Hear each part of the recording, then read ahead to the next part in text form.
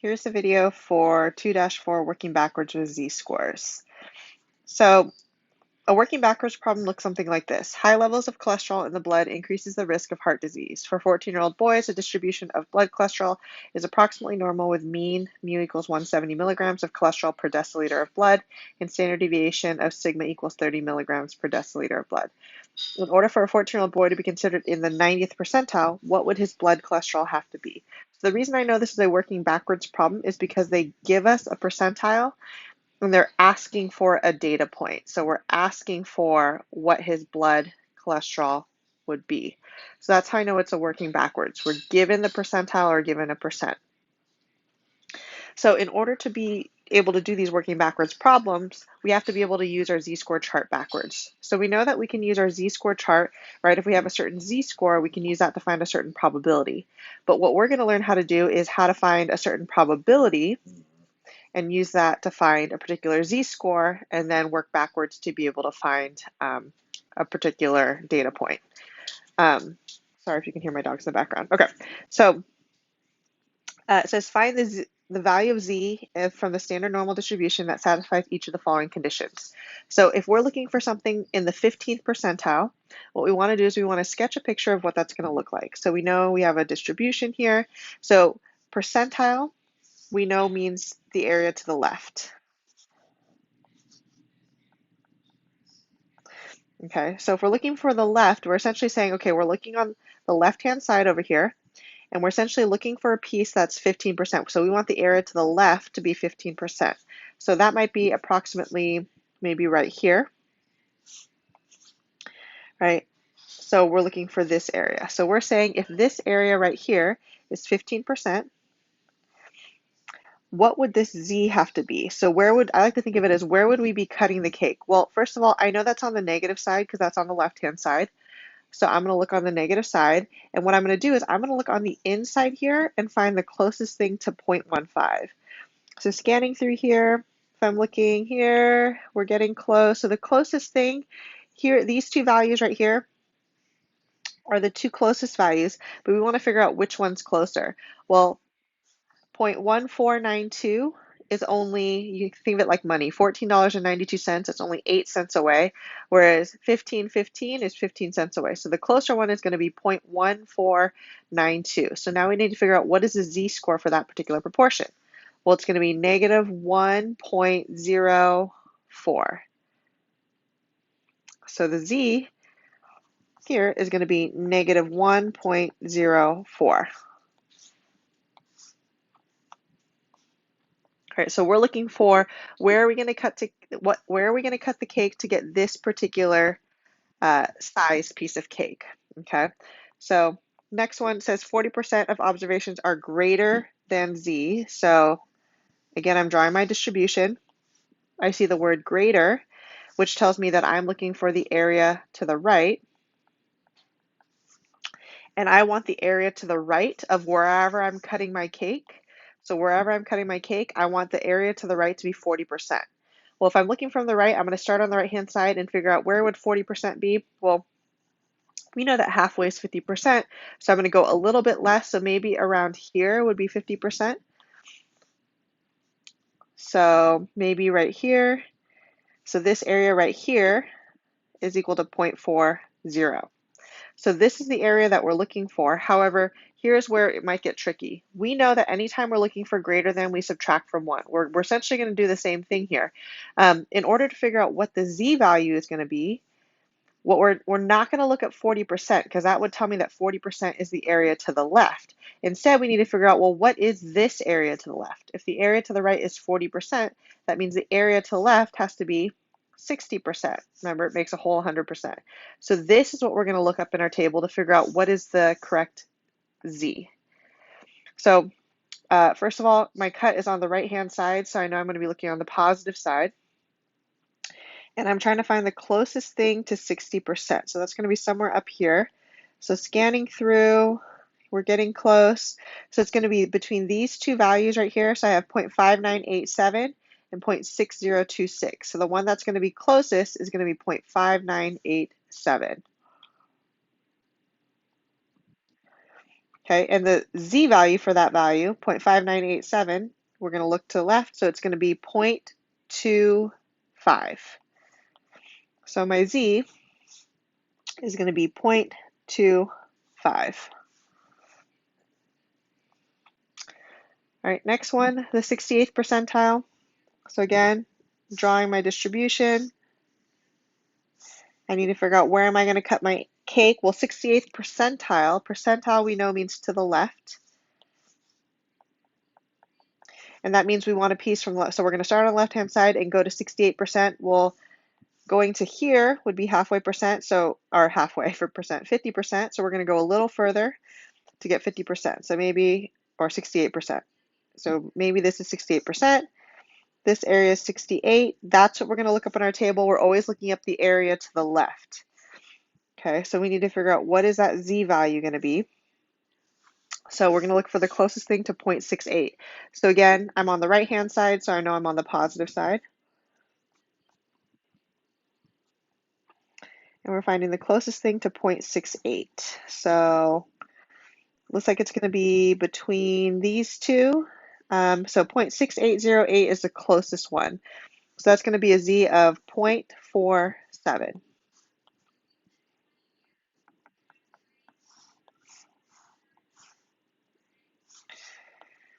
All right, next one, 70% of all observations are greater than. So greater than, we know that means to the right.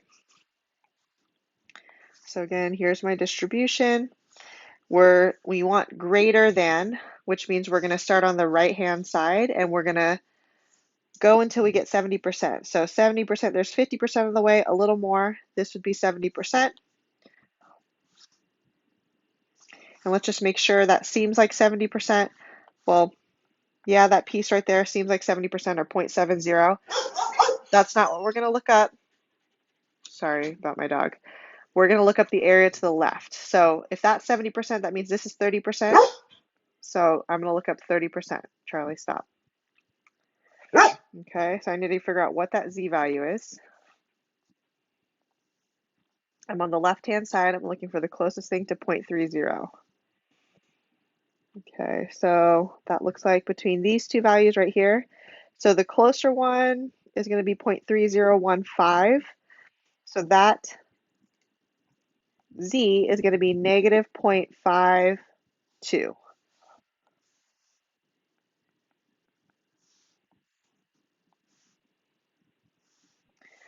right, next one here, the top 10%. So top means we're looking for the area to the right. So I'm going to start on the right-hand side and I'm going to go 10%. So just a little bit over. So maybe about right here. So this area right here is 10% or 0.10. That's not what we're going to look at on our table. We're going to look up 0.90 on our table because we're just looking for where are we going to cut the cake. That's going to separate the top 10%.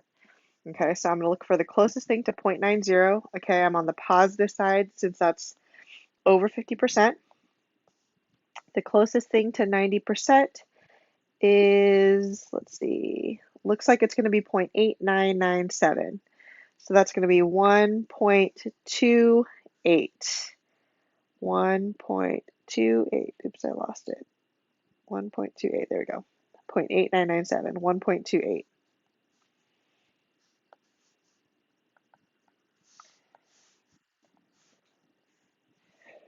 All right, lastly, the bottom 2%.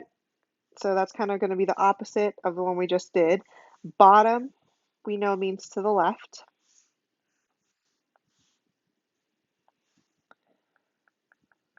Okay, and from the left-hand side, we want 2%. So we're just going to go over just a little bit. And maybe this is 2%. So this right here is 0.02. That's to the left. That's what we want to look up in our table.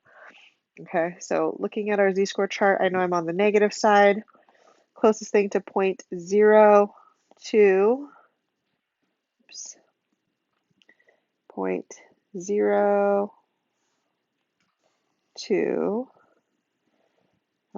Looks to be 0.0202. That's the closest one. So it's going to be negative 2.05. So Z equals negative 2.05. All right, lastly for this challenge problem,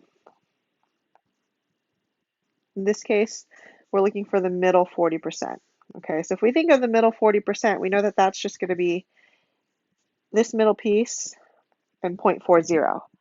Okay, so what we need to figure out, in this case, we're actually finding two Z's, right? So to figure out where we're going to cut our cake, let's think about this first one. Well, if this middle contains 40%, that means I have 60% to distribute to these two sides, which tells me that this side has to be 0.30 and this side has to be 0.30. So the first Z I'm going to look for, I'm going to look up 30%. So the closest thing to 30% is going to be 0.3015, so that's going to be negative 0.52.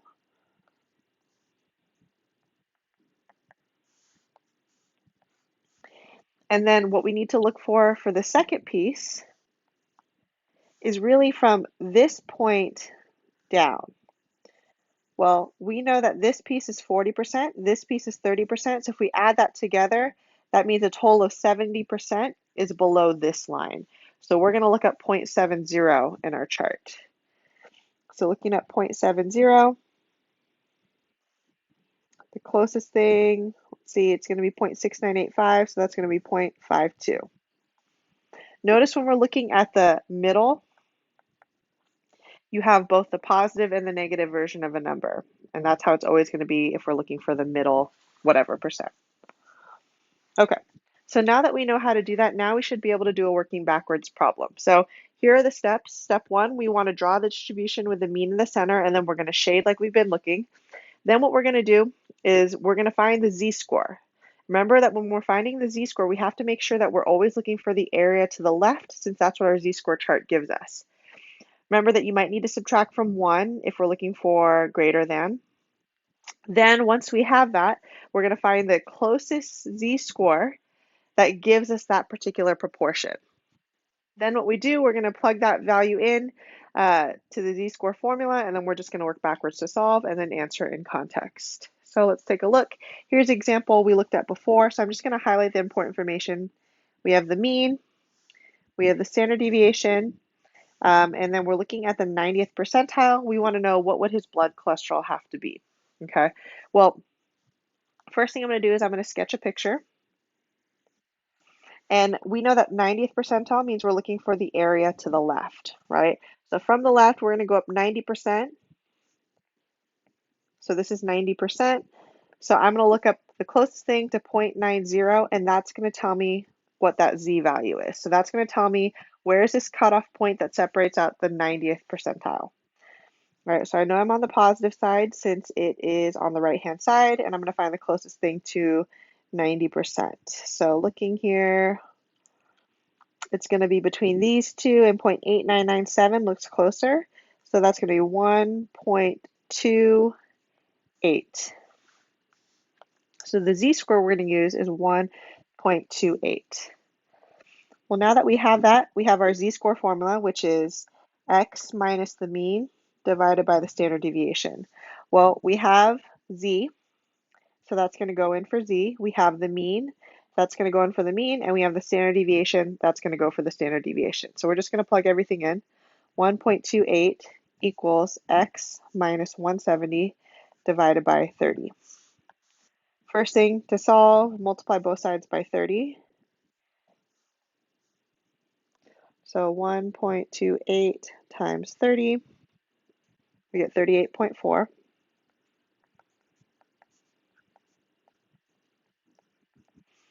And then we're going to add 170 to both sides.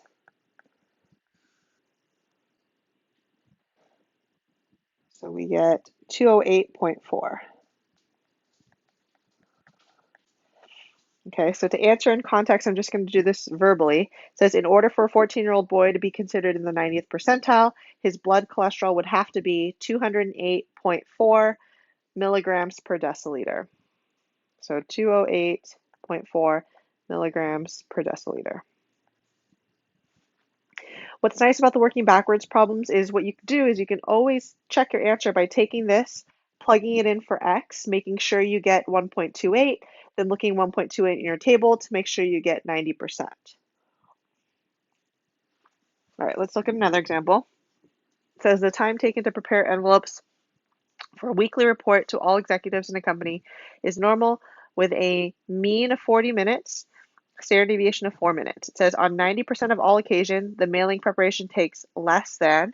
So there's all the important information we need. We're going to sketch our distribution. Before I didn't put the mean in the middle. It actually doesn't really matter, but it's a good idea to put that. All right, the mean's 40. The mean is 40.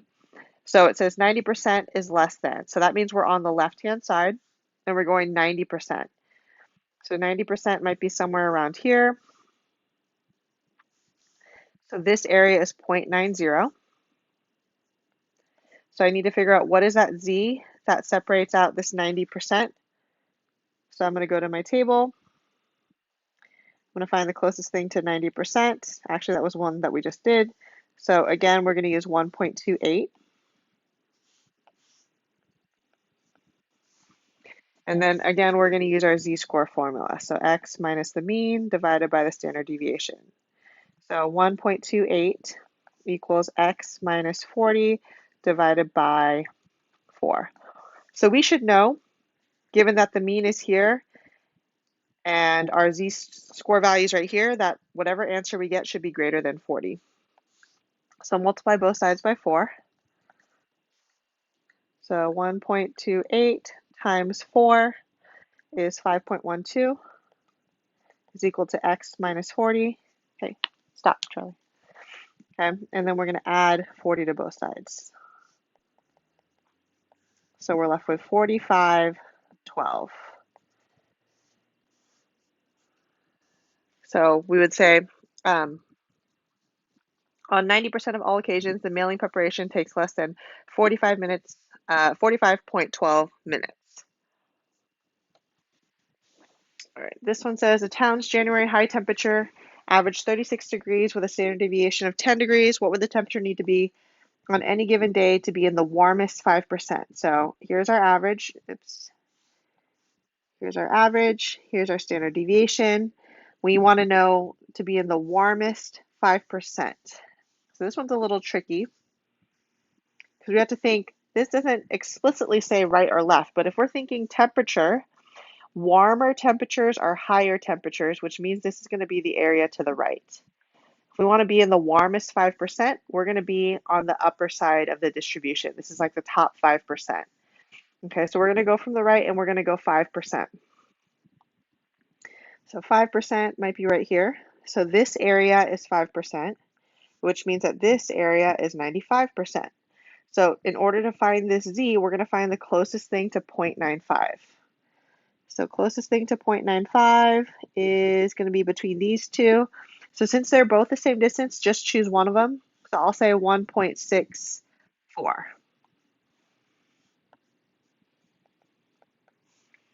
Okay, and that should make sense given where I drew my line. It's on the right-hand side. All right, so again, here's our formula. So we're going to do 1.64 equals x minus 36 divided by 10.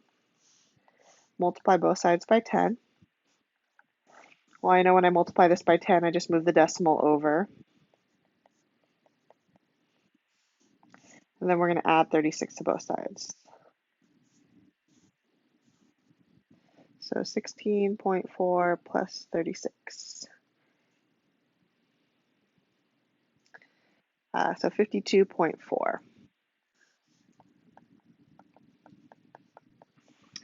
right, so in context, I'm going to say the temperature needs to be 52.4 degrees Fahrenheit in January to be in the warmest 5% of all days. All right, let's do one more example here. So it says, let's say a soft drink machine can be set to pour an average of any amount of soda, and that the ounce of soda poured is normally distributed with a standard deviation of 4 ounces. What should the average be set at so that a 6-ounce cup will overflow only 2% of the time? So this is extra tricky because in this case, we're actually looking for the average. We're not given the average here. We're given a data point, we're given a standard deviation, and we're given this 2%, and we want it to overflow is what we're looking for. Okay. Well, if we're overflowing, that means too much, which means we're looking for more than, which is to the right.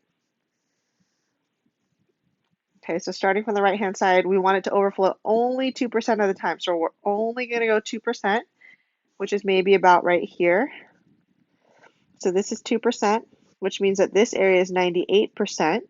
So in order to figure out what z we're using, we're going to look up 0.98 in our table. So 0.98, let's see, the closest thing is between these two. This one's slightly closer, so that's going to be 2.05.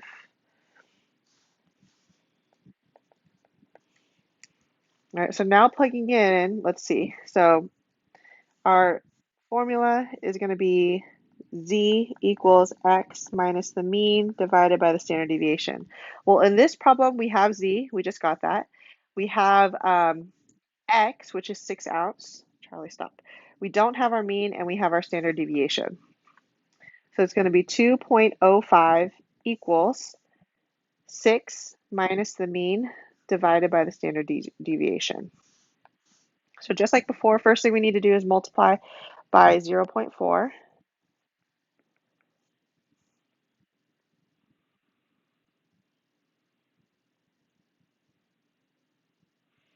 We get 0.82.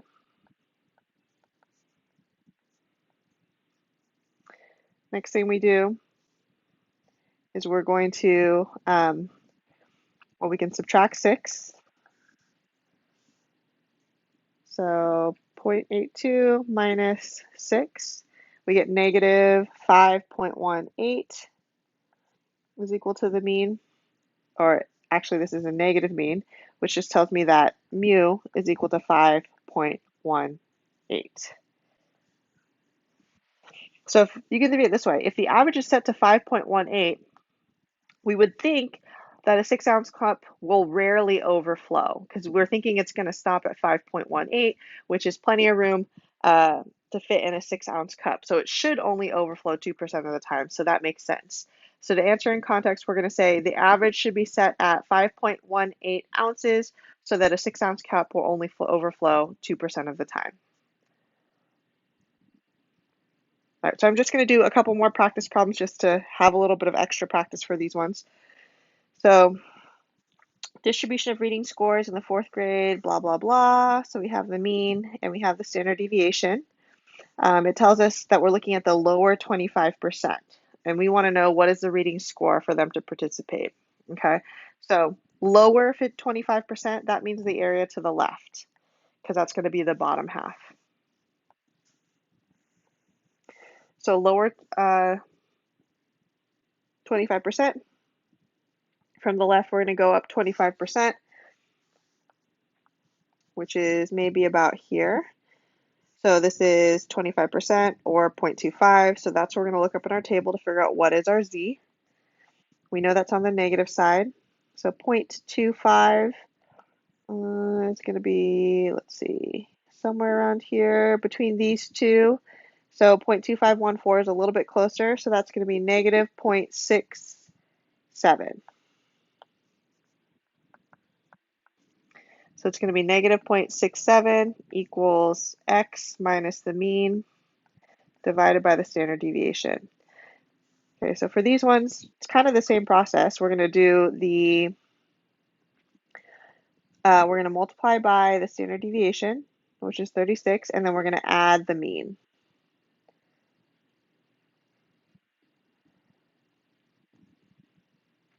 So we get 196.88.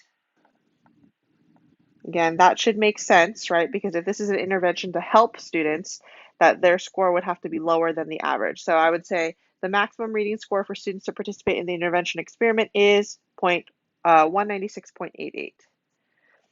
All right, this one, IQ scores, mean of 115, standard deviation of 12. We want to know how high does a student's IQ need to be in the top 1% of IQs?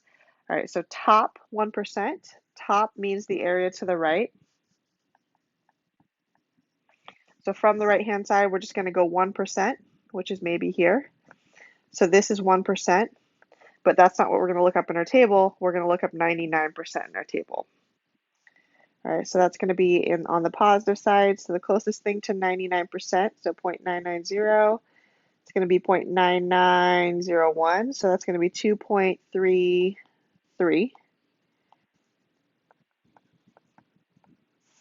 So 2.33 equals x minus 115 divided by 12. All right, so again, we're going to take the z-score times the standard deviation, and then we are going to add the mean. So it's going to be 142.96. So a student's IQ, in order for them to be in the top 1% of all IQs at this college, needs to be 142.96. All right, here's another one. So we have mean of 80 beats per minute, sigma of 9 beats per minute, and we said students' resting pulse rates in the lower 40% are eligible to join the weightlifting club. So lower means to the left. So here's my distribution. We're looking at the lower. So from the left-hand side, we're going to go 40%, which is a little bit under halfway. So this is 40%. So we need to figure out what is this z cutoff area. So since that's to the left, we're going to look at 40%, which is going to be on my negative side. So 0.40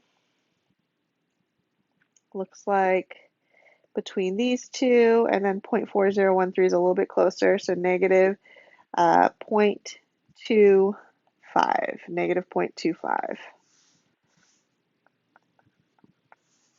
So z equals x minus the mean divided by the standard deviation. So negative 0.25 times 9, and then we're going to add 80 to that, 77.75. And again, that should make sense because if this is the average and we want them to be in the lower 40%, this should be below the average. So the maximum resting pulse rate for students who are eligible to join the weightlifting club is 77.55.